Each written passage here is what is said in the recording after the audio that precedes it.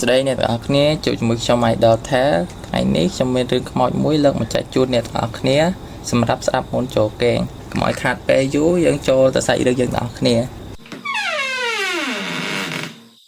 សម្បូរជាកំឡោះចាស់អាយុ30ឆ្នាំគាត់បានបញ្ចប់ការសិក្សាបរិញ្ញាផ្នែកខាងគ្រូបង្រៀនពីសាកលវិទ្យាល័យភ្នំពេញឆ្នាំ1961ក្រោយពីបានបញ្ចប់ការសិក្សាក្រសួងបានចេញឈ្មោះឲ្យទៅបង្រៀនក្នុងស្រុកមួយនៅខេត្តបាត់ដំបងដែលតាមពិតនោះគេមានស្រុកកំណើតនៅខេត្តកំពង់ធំគេទៅធ្វើគ្រូបង្រៀននៅខេត្តបាត់ដំបងទាំងគ្មានស្គាល់នរណាម្នាក់សោះគេបានទៅជួលផ្ទះមួយសម្រាប់ការស្នាក់នៅផ្ទះមួយក្នុងនេះស្ងាត់ល្អណាស់ជាផ្ទះរបស់ប្រធានភូមិម្នាក់ហើយគាត់ធ្វើទុកសម្រាប់ចែកជូនកូនស្រីក្រោយពេលដែលរៀបការជាមួយនឹងបុរសអ្នកជំនួយម្នាក់ប៉ុន្តែត្រូវបានខកបំណងទៅវិញដោយសារតែកំឡោះអ្នកជំនួយនោះទៅរៀបការជាមួយនឹងកូនក្រមុំសៀមបាត់ទៅហើយដូច្នេះផ្ទះមួយក្នុងនេះត្រូវបានទំនេរជារៀងរហូតមកគាត់បានជូននិងសម្បូររកផ្ទះជួលផងលោកប្រធានភូមិក៏បានយល់ព្រមជួលឲ្យទៅតម្លៃថោកបំផុតសម្បូរមកនៅផ្ទះថ្មីនេះជាផ្ទះតូលមួយខ្នងគាត់នៅចំកណ្ដាលចំការចេកមួយរយៈដំបូងនេះមិនមានបញ្ហាអ្វីកើតឡើងខុសប្លែកឡើយនិយាយបានថាសម្បូររស់នៅយ៉ាងមានសេចក្តីសុខថ្ងៃមួយក្រោយពីងូតទឹកញ៉ាំបាយរួចរាល់ហើយម៉ោងប្រហែលជា7យប់សម្បូរបានចេញមកអង្គុយយកខ្យល់អាកាសនៅលើរានហាលពីមុខផ្ទះដោយបង្ហាញអារម្មណ៍អណ្ដែតអណ្ដូងម្នាក់ឯងក្រសែភ្នែករបស់សម្បូរក៏បានងាកទៅឃើញវត្ថុម្យ៉ាងដោយចៃដន្យយប់នោះមានខែភ្លឺស្រទន់អាចល្មមនឹងមើលឃើញវត្ថុជុំវិញខ្លួនច្បាស់សម្បូរមានការភ្ញាក់ផ្អើលបន្តិចបន្តួចព្រោះក្រសែភ្នែកមិនបានកុហកខ្លួនឯងឡើយពេលនេះស្ត្រីម្នាក់កំពុងតែដើរសម្ដៅមករកសម្បូរមានការឆ្ងល់ថាថ្មនេះមានស្ត្រីណាហ៊ានដើរម្នាក់ឯងទៀតទីបំផុតស្ត្រីនោះក៏បានដើរមកជិតដល់សម្បូរក៏ក្រោកឡើងស្វាគមន៍ក្នុងនាមជាម្ចាស់ផ្ទះសម្បូរគិតថាប្រហែលជាញាតិមិត្តរបស់បងប្អូនលោកប្រធានភូមិហើយមានធុរៈអ្វីម្យ៉ាងទៅមកទាំងយប់ដូចនេះសំទោសមានការអីសូមអញ្ជើញអង្គុយសិននាងបានបង្ហាញស្រាំញញឹមដាក់គេបណ្ដាលនិងដើររកកន្លែងអង្គុយបណ្ដាលពេលបានអង្គុយក្បែរគ្នាក្រោមពន្លឺព្រះច័ន្ទដ៏ភ្លឺនោះគេអាចប្រាប់ខ្លួនឯងបានថាស្ត្រីម្នាក់នោះស្អាតនិងមានមន្តស្នេហ៍ណាស់ស្អាតទាំងមុខទាំងរូបរាងរហូតស្ទើរតែរកស្រីឯណាមកប្រៀបប្រដូចគ្មានអ្នកនាង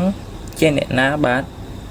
សម្បូរសួរបណ្ដាទម្លាក់គួតអង្គុយនិងសម្លឹងទៅមើលមុខនាងបណ្ដានាងខ្ញុំជាញាតិរបស់លោកប្រធានភូមិនាងឆ្លើយទៅបញ្ចេញស្នាមញញឹមគួរឲ្យស្រឡាញ់លោកគ្រូមានអីចម្លែកចិត្តឬទេសំទោសអ្នកនាងឈ្មោះអីដែរខ្ញុំឈ្មោះនេះចាជាញាតិឆ្ងាយរបស់លោកប្រធានភូមិអ្នកនាងមករកខ្ញុំពេលនេះមានការអីដែរនាងបង្ហាញស្នាមញញឹមបណ្ដាឆ្លើយតបបណ្ដានាងខ្ញុំសុំនៅសម្រាប់មួយយប់ជាមួយនឹងលោកគ្រូពាក្យសំណូមពររបស់នាងធ្វើឲ្យសម្បូរត្រូវប្រញាប់បដិសេធភ្លាមអូមិនបានទេអ្នកនាងជាស្ត្រីហើយខ្ញុំជាប្រុសយើងប្រកាសជាដេកជាមួយគ្នាតែពីរនាក់មិនបានទេម្យ៉ាងទៀតបើលោកប្រធានភូមិដឹងគាត់ច្បាស់ជាក្តៅក្រហាយជាមិនខានលោកប្រធានភូមិប្រកាសជាមិនដឹងទេចាទោះបីជាដឹងក៏មិនអីដែរសូមឲ្យនាងខ្ញុំបាននៅសម្រាប់ជាមួយលោកគ្រូមួយយប់ទៅសម្បូរក្រវីក្បាលបដិសេធដូចដើមខ្ញុំអនុញ្ញាតមិនបានទេកុំភ្លេចថាអ្នកនាងជាស្រីខ្ញុំជាប្រុសការខូចខាតតែងតែកើតឡើងប្រសិនបើយើងដេកផ្ទះតែមួយជាមួយនឹងគ្នានោះសូមឲ្យឈប់មានគំនិតដូចនេះហើយត្រឡប់ទៅផ្ទះវិញល្អជាងលោកគ្រូស្អប់ខ្ពើមព្រោះតែនាងខ្ញុំមិនស្អាតឬតែមិនមែនអញ្ចឹងទេតែជារឿងខូចខាតបាត់បង់ដែលយើងត្រូវទទួលទាំងពីរនាក់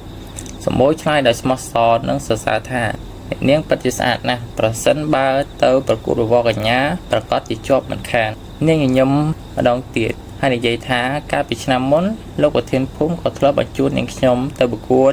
ធីតាកសិកម្មនិងនាងទទួលបានតំណែងឈ្នះគេដាច់ទៅហើយមែនឬចាស់អនុញ្ញាតឲ្យនាងខ្ញុំដេញនៅទីនេះមួយយប់ផងទៅណា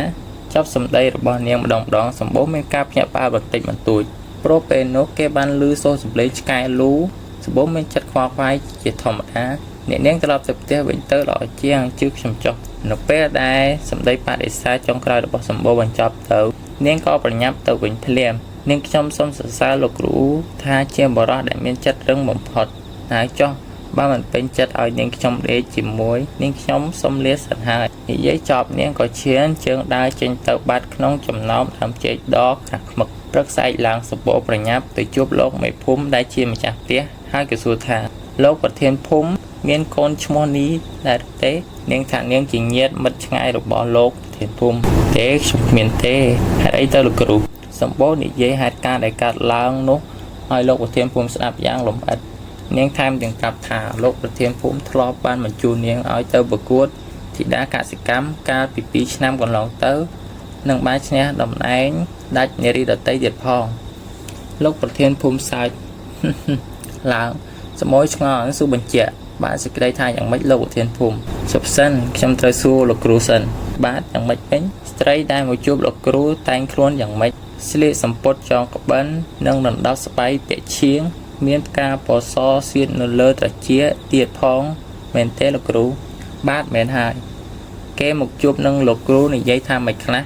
niếng ban prap thà niếng chỉ nhất ngay được bao lốc của thiên phum lốc của thiên phum thọ bản chuôn niếng tơ của thị đa cả sự cám nâng từ tua ban làm này chỉ đạt kê niếng prap tai bản này khai miên rương mình ở trong có sầm nôm po ở niếng tập tiệt vinh ta là cru ban mơ thế ta niếng đào tờ na niếng đào bắt cho được nông trồng cá chạy tàu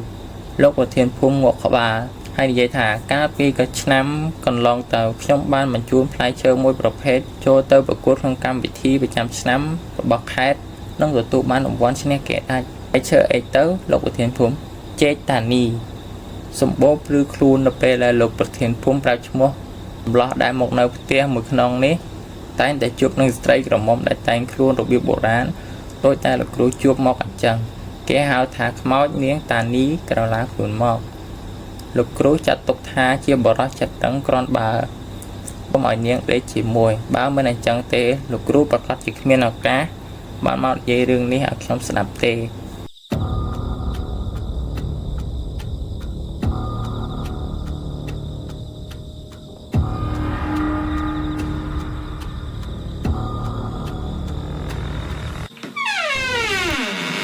rừng này bạn còn lòng tới trong năm pi pon là phải bơi mấy nị tê cá nóc trong ban cho tới một bên pe cả cám đòi chi mà tôm này ai tự tạm sọc trong ban phơi đầm nai cho cá tầm nốt tất là thòng muối để chia còn tay này trong tay tại trong cát ro pe là trong cái sọc nốt một đòn ngay này hạ bay đôi chia chầm lại nè rồi đón pe trong chia cát mình đã khơi miên tôm nệ lộ ở phía tê trong cái tha cái tơ tệ báo tệ đắng mấy bọn áp về về thì trong co bọn to đầm ná tơ bọn pin pe cả cam rồi bọc trong rồi hốt rồi cho tơ trong tờ lập một vành về phơi đầm ná tam phở mấy sáp tại cái đào khlang coffee thom đa trong co sầm ra chất shop sầm ra nơi thì tăng tầm nộp thực nô về sầm ra ban môi sập bó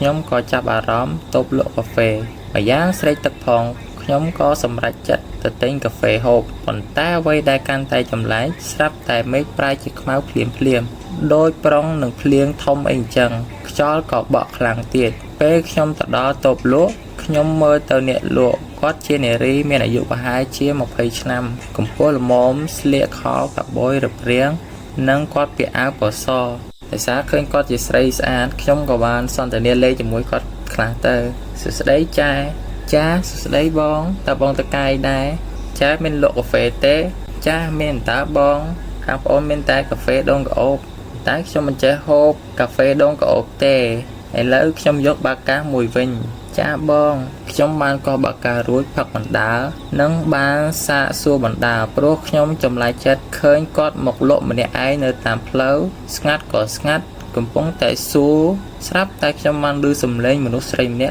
mọi sai ở chui phong chống cà rê rồi say nét từ tam sầm lên sắp tại khơi chai nệ lộ nấng cùng bóng tại lông tức tầm nục chống bên nhẹ rớt hả mấy cái chai nâng từ lông tức với cái đánh quạt nó lộ ở trong ta liếm trong mình ban cái tràn có số từ chuột tay chị ạ của xó trong chia một nô mình cái hái thực tề nhóm mình hiến lót từ chuỗi tê ban trăm tài rốt chơi với đầm bay ở con tông tay phần nọ phần tay mình ban phò xó pro tức tụm nốt khô khlang hái chờ tiệt nhóm có rốt tờ rong mà tôi chiếc thực tiết kế các bài nốt đầm bay ở chuỗi kia